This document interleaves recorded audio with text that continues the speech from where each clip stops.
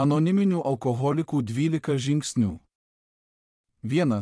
Pripažinome, kad esame bejėgiai prieš alkoholį, kad mūsų gyvenimas tapo nevaldomas. 2. Pradėjome tikėti, kad už mus stipresnė jėga gali sugrąžinti mums sveiką protą. 3. Nusprendėme savo valią ir gyvenimą atiduoti Dievo, kaip jį įsivaizdavome, globai.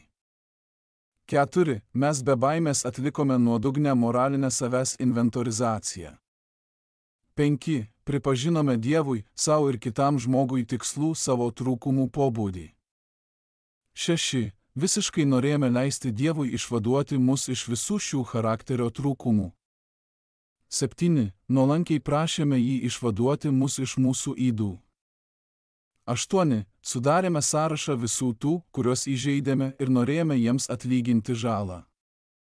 9. Kiek galėjome, tiek tiesiogiai atlygindavome už padarytą skriaudą, išskyrus tuos atvejus, kai tai pakenktų jiems ar kitiems.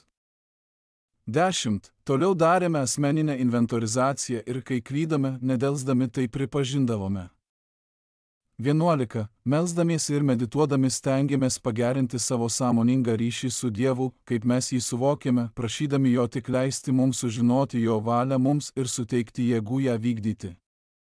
12. Įgiję dvasinį prabudimą dėl šių žingsnių, siekėme perduoti šią žinią kitiems alkoholikams ir praktikuoti šios principus visuose savo reikaluose.